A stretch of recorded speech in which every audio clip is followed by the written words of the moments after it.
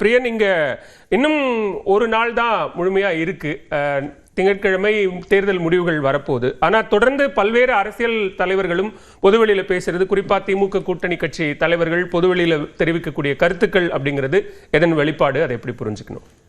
இல்லை, அதாவது இந்த போலிங்க்கு முன்னாடிலாம் நம்ம நிறைய தடவை பேசியிருக்கோம். ஒவ்வொரு அணிக்குள்ள பலம் என்ன, பலவீனம் என்ன, யார் யாரோட ஓட்டை எடுப்பாங்க போன்ற விஷயங்கள்லாம் பல தடவை பேசப்பட்டது. மறுபடியும் இன்றைக்கி இந்த கணிப்புகள் எக்ஸிட் போல் வந்த பிறகு நம்ம இதே விஷயத்தை தான் மறுபடியும் பேசிகிட்டு இருக்கோம். நம்ம சசிகலா ஓட்டை பிரிப்பாங்களா மாட்டாங்களா அப்படின்ற மாதிரி. நண்பர் கூட சொன்னார், சசிகலா எடப்பாடியை பற்றி ஒன்றுமே பேசலை அப்படின்னாங்க. சசிகலா எடப்பாடி தொகுதியிலேயே போயிட்டு நன்றி இல்லாத எடப்பாடி அசம்பிளிக்கு போகணுமான்னு கேள்வி கேட்டாங்க. எடப்பாடியை போய் கேள்வி கேட்டாங்க. சொல்லுங்க, நீங்க பதில் சொல்லுங்க. சொல்லுங்க சொல்லுங்க.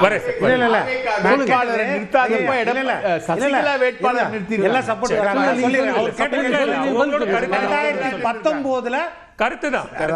இதுக்கு மட்டும்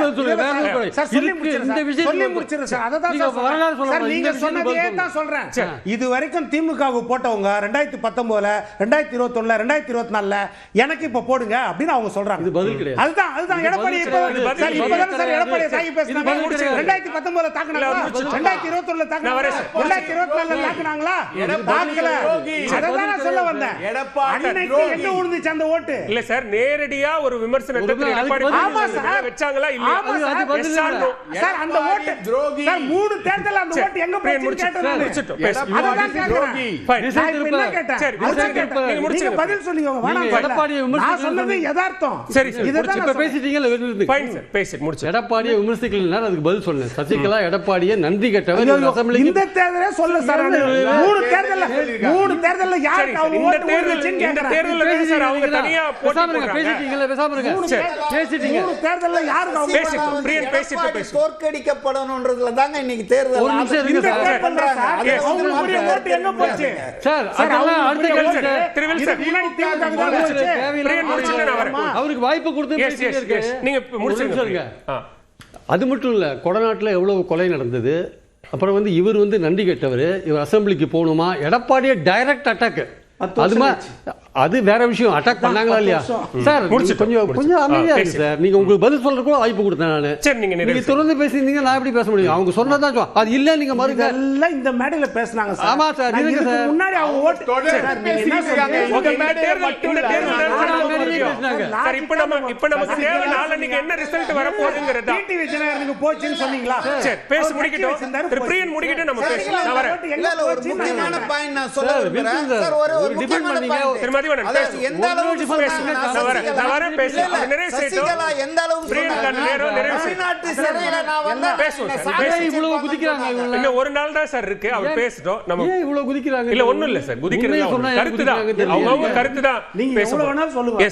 இந்த தேர்தல்ல பேச நீங்க please keep quiet for Wilson. நிறைய செஞ்சிட்டு please. Sasikala was very clear. Edappadi should be defeated. அது எந்த விதமான சந்தேகமும் கிடையாது. அவங்க ஓட்டு இந்த வாட்டி அதிமுக ஓட்டை பிரிக்கிறாங்கன்றதுலையும் எந்த விதமான சந்தேகமும் கிடையாது. அது என்னோட கருத்து. அதை நீங்கள் மறுக்கிறதுக்கு உங்களுக்கு உரிமை உண்டு. அதனால் சசிகலா எடப்பாடியை பற்றி எதுவுமே பேசலை, சர்டிஃபிகேட் கொடுத்துட்டாங்கலாம் கிடையாது. Edappadi should not be sent to assembly. அதுதான் சசிகலாவுடைய பாயிண்ட். அவங்க பல தொகுதிகளில் ஓட்டை பிரிப்பாங்க. சரி சார், முடிச்சிட்டோம். அது அவரோட கருத்து. நீங்க சொன்னதா அவர் சொல்லல. அவரோட கருத்து. நீங்க சொன்னதா சொல்லல. அது கடந்த காலம். எனக்கு ரொம்ப கடந்த காலம். இப்ப இந்த தேர்தலை பத்தி நம்ம பேசுறோம். இல்ல சார், இந்த தேர்தலை பத்தி அவர் பேசுறாரு. அது அவரோட கருத்து. நீங்க அதை மாற்றி கருத்துனா நம்ம அடுத்த சுற்றுல பேசுவோம். எஸ், அடுத்த சுற்றுல பேசுவோம். அது அவர் பிரகாஷனுடைய கருத்துக்கு பதிலா நீங்க சொன்னீங்க, பரவாயில்ல, அது சொல்லட்டும். பிரியன் வேணாம் சார், கொஞ்சம் அமைதியா இருங்க. நம்ம குறிச்சு வச்சுக்கலாம். அடுத்த சுற்றுல குறுக்க வந்தேனா? நீங்க மறுங்க கருத்து தான். பேசும்போது நான் குறுக்க வந்தேன். நான் பேசாம தானே இருந்தேன். ஒண்ணு யாரும் எந்த தவறான கருத்தையும் பதிவு செய்ய வரலையே.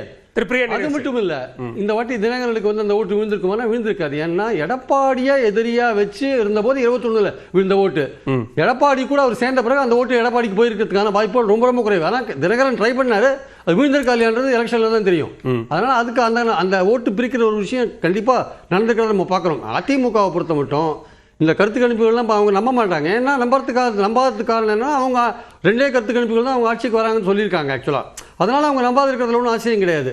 சில கருத்து கணிப்புகள் நல்லா சரியாகவும் வந்திருக்கு, சில கருத்து கணிப்புகள் பொய்யாகவும் போயிருக்கு. 21 கருத்து கணிப்புலாம் அப்படியே வந்தது உண்மை. அதை யாரும் மறுக்க முடியாதுன்னு நினைக்கிறேன்.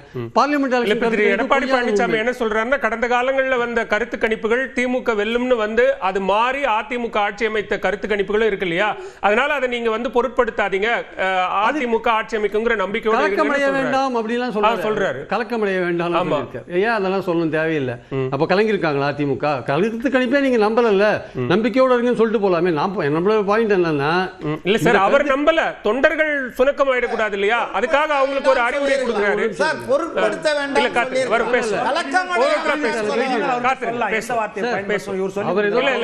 சார். நாளைக்கு என்ன ரிசல்ட் சொல்றதுன்னு தெரியாது சார். இதுல வந்து விஜய் என்ற ஒரு ஃபேக்டர் இருக்கு. அவர் வந்து டேமேஜ் பண்ணியிருக்காரு, நமக்கு புரியுது. எந்த அளவுக்கு டேமேஜ் பண்ணிருக்காரு என்ன ஏது நமக்கு தெரியல. அது எல்லா ரிசல்ட்ஸ் தான் தெரிய வரும். ஆனால் என்னன்னா, ஒரு 4-5 கருத்து கணிப்புகள் திமுக ஒரு எட்ஜ் ஓவர் இருக்குன்ற மாதிரி 4-5 கருத்து கணிப்புகள் கொடுத்துருக்காங்க. அதை எடுத்துக்கிறதுக்கு சில பேருக்கு ரொம்ப கஷ்டமா இருக்கு. அவங்களுடைய கஷ்டம் நமக்கு புரியுது இல்லைங்க. 2 கருத்து கணிப்புகள் அதிமுக நல்லா வந்திருக்குன்னு கொடுத்துருக்காங்க. அதில் ஒரு கருத்து கணிப்பை பற்றி ரொம்ப மோசமான விமர்சனங்கள்லாம் வந்துட்டு இருக்கிறத நம்ம பார்க்குறோம். அந்த கருத்து கணிப்பையே கேள்வி கேட்குற மாதிரியான தாவேக்கா கொடுத்துருக்கிற அந்த கருத்து கணிப்பை கேள்வி கேட்குற மாதிரியான விமர்சனங்கள்லாம் வந்துட்டு இருக்கிறத நம்ம பார்க்குறோம். நம்ம அதை ஏற்றுக்கிறவங்க ஏற்றுக்கிறாங்க, தாவேக்கால சந்தோஷமா இருக்கிறவங்க சந்தோஷமா இருக்காங்க. அது வேற விஷயம். நம்மளுடைய பாயிண்ட் என்னன்னா, இந்த எலெக்ஷன்ஸ் வந்து அன்பிரடிக்டபிளாக ஏன் இருக்குன்னா, அந்த விஜய் ஃபேக்டர் என்ன டேமேஜ் பண்ணியிருக்காரு தெரியாது. திமுக காரனை கேட்டால் அதிமுகவை டேமேஜ் பண்ணியிருக்காங்க, அதிமுக காரனை கேட்டால் திமுகவை டேமேஜ் பண்ணியிருக்குன்னு சொல்லுவாங்க. இன்னொருத்தரை கேட்டால் நாம் தமிழை டேமேஜ் பண்ணியிருக்காங்க. அவர் பல இடத்துல டேமேஜ் பண்ணியிருக்காரு. அவர் இல்லைங்க அர்பனில் தான் பண்ணியிருக்காரு, ரூரலில் பண்ணலைங்க. ரூரல்லாம் வந்து திமுக அதிமுக போட்டி அப்படின்றது இருக்குன்னா இருக்குது, உண்மை இருக்குது, இல்லைன்னு சொல்ல வரல. திமுக அதிமுக போட்டி தான் ரூரல் சைடில் இருந்திருக்கு. அப்போ யாரை கேட்டாலுமே விஜய்க்கு போட்டோம்னா சோசியல் மீடியா முழுக்க அப்படி இருக்கானா, அப்படிதான் இருக்கு. ஆக்சுவலாக அது நடந்ததா இல்லையானா தெரியாது. கண்டிப்பா இதுக்கு திமுக அதிமுகவுக்கு ஒரு டேட்டா இருக்கு. அதை வச்சு நம்ம பேசுறோம். நம்ம போன எலெக்ஷன்ல திமுக 45% வாங்கிட்டு 10% கொஞ்ச நாள் 35% வரும்.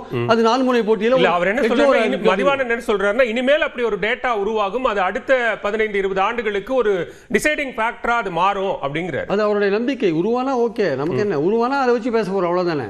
இப்போ திமுக 45% வாங்கிட்டு போன வாட்டி 21ல கூட்டணியோட அது 10% குறைஞ்சது வச்சுக்கோங்க, அது 35% போகுது. அப்படியும் 4 முனை போட்டியில் அது எட்ஜ் ஓவர் இருக்கு. 39% வாங்கின அதிமுக 10% 29% போகும். அதுக்கு எட்ஜ் ஓவர் வரதுக்கான வாய்ப்புகள் இல்ல. அப்போ 2வது இடத்துக்கான ஒரு போட்டி நடக்குது அதிமுகவுக்கும் அதிமுகவுக்கும் ஒரு விஷயமும் இங்க நம்ம பாக்குறோம். நம்ம ஆனா எக்ஸாக்டா என்ன நடக்கும்னு சொல்ல முடியாது. அதனால ஒவ்வொருத்தருக்கும் ஒரு நம்பிக்கை இருக்கு. திமுகவுக்கு நாங்கள் 200 பேர் நம்பிக்கை இருக்கு. அது பெறுவதற்கான வாய்ப்பு இல்லைன்றது என்னுடைய கருத்து. அவர்களை ஒரு 140-150 வரையும் பெறுவதற்கான வாய்ப்பு இருக்கு.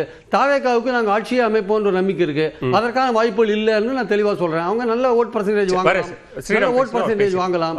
அதிமுகவுக்கு கொஞ்சம் தாவேக்காவோட பல இடங்கள்ல ஓட்டு எடுத்ததுனால அவங்களுக்கு ஒரு சிக்கல் இருக்கு. அவங்க எவ்வளவு % ஓட்டு எடுப்பாங்கன்றது ஒரு கேள்விக்குறியான ஒரு விஷயமா இருக்கு. அவர்களும் ஆட்சிக்கு வருவதற்கான வாய்ப்பு இல்லை என்பதை நான் உறுதியாக சொல்றேன்.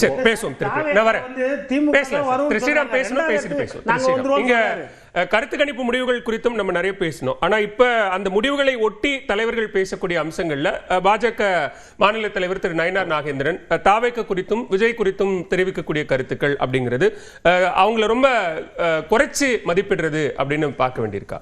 இல்ல, கடைசி ஒரு 3 நாளாவது நாங்கள் தான் விக்ட்ரின்னு ஒரு கருத்து கணிப்புன்ற பேரில் கருத்து திணிப்பை வச்சுட்டு ஒரு 3 நாள் சந்தோஷமா இருக்கலாம்.